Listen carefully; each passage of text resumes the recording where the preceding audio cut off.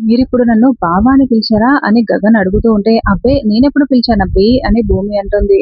అవునన్నయ్య, భూమి నీ మనసులో ఉన్నట్లుంది. అందుకే నీకు బావ అని పిలిచినట్లుగా భూమి పిలిచినట్లు అనిపించింది అని చెర్రి అంటే, అవునురా అని శారద అంటుంది. అవునన్నయ్య, మనసులో ఎవరుంటే వాళ్ళు మాట్లాడినట్టే మనకు అనిపిస్తూ ఉన్నట్లుంది. నీ మనసులో ఇంకా అప్పటికి భూమియే కదా అని చెర్రి అంటాడు. పూరి నువ్వు ముందు వెళ్లి రెడీ అవ్వమ్మా అని శారద చెప్పడంతో పూరి లోపలికి వెళ్తుంది. ఇక గగన్ భూమి చేతులు పట్టుకొని, బామ్మ ఈ రోజు కనుక మీరు లేకపోతే నా చెల్లి ప్రాణాలతో ఉండేదే కాదు. మీ వల్లే ఇప్పుడు ఇదంతా మంచి జరిగింది. నాకు చాలా సంతోషంగా ఉంది అని గగన్ మరోసారి థ్యాంక్స్ చెప్పుకుంటూ ఉంటాడు. నువ్వు సంతోషంగా ఉండేదే నాకు కావాలబ్బి. నువ్వు ముఖంలో సంతోషమే నేను చూస్తూ ఉండాలి అని భూమి చెప్తూ ఉంటుంది. అన్నయ్య, నేను పంతులు గారు పిలుస్తున్నారు, ముందు లోపలికి వెళ్ళు అని చెర్రి చెప్పడంతో గగన్ లోపలికి వెళ్తాడు. అమ్మ భూమి, ఏంటమ్మా ఈ వేషం వేసుకొని ఇలా వచ్చావు? నాకు చాలా భయంగా ఉంది అని శారద అంటే, ఏం చేసేదత్తయ్య, బావ నన్ను వదులుకోలేను, అదే విధంగా తారా మెడలో తాళి కట్టాల్సింది పూరి కోసం అని చెప్తున్నాడు. బావ కోసం ఇలా రావాల్సి వచ్చిందత్తయ్య. నేను ప్రాణానికి ప్రాణంగా ప్రేమించాను. అలాంటి బావ తారా మెడలో తాళి కడుతూ ఉంటే నా జీవితం ఏమైపోవాలత్తయ్య? ఆ బాధ ఎంత నరకంగా ఉంటుందో మీకు తెలియంది కాదు కదా! అలాగని పూరి పెళ్లి నేను చెడగొట్టను. నా బావని నేను కాపాడుకోవడం కోసం పూరి పెళ్లి జరిపిస్తాను. గగన్ బావ తారాల పెళ్లి మాత్రం జరగనివ్వను అని భూమి చెప్తుంది. కానీ తార చాలా కుట్రలు చేస్తూ చాలా భయంకరంగా ఆలోచిస్తుందమ్మా అని శారద అంటే, అందుకే కదత్తయ్య నేనొచ్చాను అని భూమి అంటుంది. ఏం చేయబోతున్నావు అని శారద అడుగుతూ ఉంటే, అదే పెద్దమ్మ ఇందాకటి నుండి ఇదే కాన్ఫిడెంట్ తో చెప్తుంది. ఏం చేస్తుందో నాకు కూడా చెప్పట్లేదు. నాకు కూడా చాలా కంగారుగా ఉంది అని చెర్రి అంటూ ఉంటాడు. చెర్రి నేను చూసుకుంటాను కదా అని భూమి లోపలికి వెళ్ళిపోతుంది. భూమి ఇంత ధైర్యంగా ఎలా మాట్లాడుతుందో నాకు అర్థం కావట్లేదు చెర్రి అని శారద అంటుంది. లేదు పెద్దమ్మ, భూమి ఈసారి ఖచ్చితంగా గెలిచే తీరుతుంది. ఇప్పటికే భూమి చాలా బాధపడింది. గెలుస్తుంది, గెలిచి చూపిస్తుంది అని చెర్రి చెప్తాడు.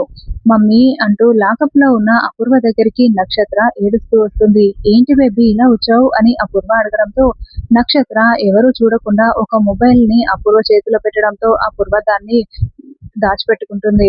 ఏంటి బేబీ నువ్వు ఇలా ఏడుస్తున్నావు? నువ్వు ఏడవకూడదు. చచ్చిపోవాలన్న మాట రాకూడదు. నువ్వు ఎవరి కూతురివి? ఈ అపూర్వ కూతురివి. నువ్వు చంపాలే కానీ ఇలా చస్తానని ఏడవకూడదు. నీ తల్లిని జైలు పాలు చేసిన ఆ భూమి అంత చూడాలి నువ్వు. అనుకున్నది చేయడానికి మనుషుల ప్రాణాలు తీసే అపూర్వ కూతురివి నువ్వు. నా రక్తమే నీలో ప్రవహిస్తుంది. అది గుర్తుపెట్టుకో అని అపూర్వ అంటే, మమ్మీ ఏం మాట్లాడుతున్నావు? నీలాగే నన్ను కూడా ప్రాణాలు తీయమని చెప్తున్నావా అని నక్షత్ర అంటుంది. నేను మీ నాన్నని దక్కించుకోవడం కోసం ఏం చేశానో తెలుసా? శోభ ప్రాణాలు తీశాను. ఇప్పుడు నీకు అడ్డు ఉన్నది ఎవరు? నీ మెడలో తాళి కట్టిన ఆ చెర్రి, నీకు నరకం చూపిస్తున్న ఆ భూమి. ఎన్ని రోజులు నువ్వు భయపడుతూ బ్రతికావు. ఇప్పుడు వాళ్ళకి నువ్వు నరకం చూపించాలి. నన్ను జైల్లో పెట్టించిందని ఆ భూమి చాలా సంతోషపడుతూ ఉంది. ఇప్పుడే అసలు కథ మొదలైంది. ఈ 4 గోడల మధ్య నుంచే నేను ఆ భూమికి నరకమేంటో చూపిస్తాను. ఆ భూమి జీవితం ఎలా నాశనమైపోతుందో ఇప్పుడే కదా నీకు తెలిసేది. మరి నువ్వు నాకు హెల్ప్ చేస్తావా? ఆ భూమిని నువ్వు పరుగులు పెట్టిస్తావా అని అపూర్వ అంటే, మమ్మీ ఇన్ని రోజులు నేను భయపడుతూ బ్రతికాను. ఇప్పుడు ఆ భూమి భయపడేలా నేను నీకు హెల్ప్ చేస్తాను మమ్మీ. ఏమైనా చేస్తాను. అలాగే ఉంటాను. చూస్తూ ఉండు మమ్మీ అని నక్షత్ర అంటే, మరి ఇంకెందుకు? That's my baby. వెళ్ళు, సంతోషంగా వెళ్ళు అని అపూర్వ చెప్తూ ఉంటుంది. తర్వాత తార ఎవరి పెళ్లి ఆగిపోతుందని చెప్పింది. వాళ్ళ నాలుక చీరేస్తా అంటూ వచ్చి ఇద్దరు ఆడవాళ్ళు మాట్లాడుకుంటూ ఉంటే వాళ్ళని తిడుతూ ఉంటుంది. అప్పుడే గగన్ రావడంతో, గగన్ గారు వచ్చేసారా అని ఒక హగ్ ఇచ్చి, మీరు ఇలా చెప్పా పెట్టకుండా వెళ్ళిపోతే ఎలా గగన్ గారు? మీ మనసులో ఉన్నది నేనే కదా, ఎక్కడికి వెళ్ళిపోయారు చెప్పండి గగన్ గారు. అసలు అందరూ నానా రకాలుగా ఎన్ని మాటలు మాట్లాడుకున్నారో తెలుసా అని తార అంటూ ఉంటే, అంటే తార అది అమ్మ కోసం నేను అని గగన్ అంటూ ఉంటాడు. ఒక మాట చెప్పి వెళ్ళాలి కదా గగన్ గారు, మీ మనసులో ఉన్నది నేనే కదా, చెప్పండి గగన్ గారు అని చేతులు పట్టుకొని తార అడుగుతూ ఉంటుంది. అప్పుడే తార వచ్చి భూమి వచ్చి చేతులు విదిలించి పడేసి, ఏయ్ బుద్ధుందా లేదా? ఒక మొఖాన్ని నువ్వు ఇలా చేతులు పట్టుకొని అందరి ముందు ఇలా నిలదీస్తున్నావు. ఓ పెళ్లి కూతురా? ఏందబ్బి ఈ అమ్మేనా పెళ్లి కూతురు? బట్టలు చూస్తుంటే అర్థమవుతోందిలే. అయినా ఒక ఆడపిల్లవయ్యుండి ఇలా పరాయి మొగాన్ని ఇలా కాళ్ళ వేళ్ళ పట్టుకొని అందరి ముందు మాట్లాడతారా? నీకు బుద్ధుందా? అసలు జ్ఞానం ఉందా? అంటూ భూమి మొటిక్కాయలు కొడుతూ ఉంటుంది. అసలు ఎవరు మీరు? నన్నెందుకు ఇలా కొట్టి చంపుతున్నారు? మామూలుగా చెప్పొచ్చు కదా! అని తార అంటుంది. అప్పుడే శారద అక్కడికొచ్చి మా దూరపు బంధువు అని చెప్తూ ఉంటుంది. ఇదేనా మీ బంధువులో నిర్వాకం, మర్యాద అని మీ యాసలోనే తార మాట్లాడుతూ చిచ్చి ఏంటి నీ యాస నాకొచ్చింది అని తార అంటూ ఉంటుంది. ఇంతకీ నువ్వేనా పెళ్లి కూతురివి అని భూమి అంటే, అవును నా పేరు తార. ఈ భూమి మీద సింగిల్ పీస్ అని తార చెప్తే మళ్ళీ భూమి తలపై ఒక మొట్టికాయ ఇస్తుంది. సింగిల్ పీస్ ఏంటి? నువ్వు కొబ్బరి పీసులా ఉన్నావు. నీలాంటి వాళ్ళు మా ఊర్లో వీధికొకరుంటారు తెలుసా?